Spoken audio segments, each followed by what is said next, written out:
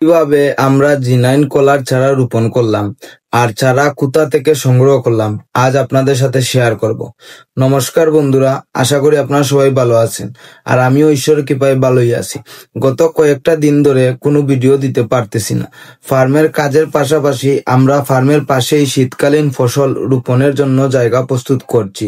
আর এখন বেলা একটু স্বল্প হওয়ায় ফার্মের কাজ করে এসব করতে করতে সন্ধ্যা হয়ে যায়। পরে আর সত্যি বলতে ভিডিও বানানোর মতো শক্তি থাকে না।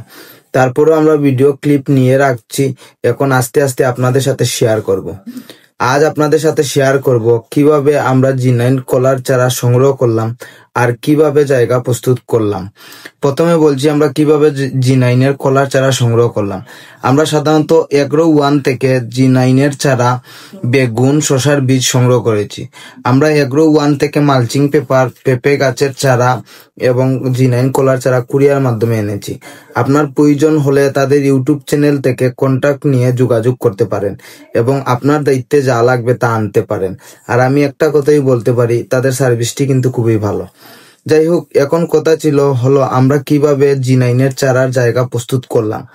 আমরা প্রথমে 4 থেকে মাটি উঁচু করেছি আর এই মাটির পাশ ছিল 4 ফুট আর একটা চারা থেকে আরেকটা চারার দূরত্ব ছিল 5 ফুট। আমাদের সর্বমোট 18টি চারা ছিল, তাই আমরা এইভাবে 3টি জায়গা প্রস্তুত করেছি। আরেকটা কথা হলো, এই প্রথম আমরা জিনাইনের চারা রোপণ করছি, হয়তো আমাদের ভুল ত্রুটি থেকে থাকতে পারে। যদি আপনার মনে হয় আমাদের কোনো জায়গায় ভুল হয়েছে তাহলে কমেন্ট আপনার মতামত অবশ্যই জানাবেন। যাই হোক, জায়গা প্রস্তুত করার পর আমরা সার হিসাবে এখানে শুধু শুকনো গোবর ব্যবহার করেছি।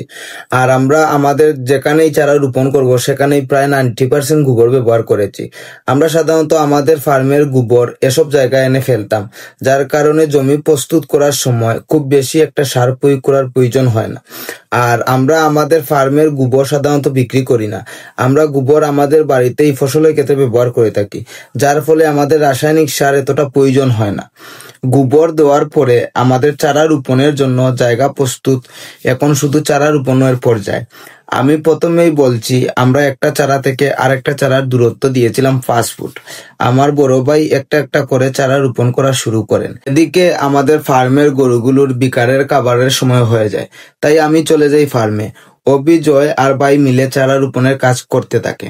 আর এগ্রো ওয়ানের চারা কিন্তু খুবই সবল ছিল, আপনারা ভিডিওতে চারাগুলো দেখে বুঝতেই পারতেছেন।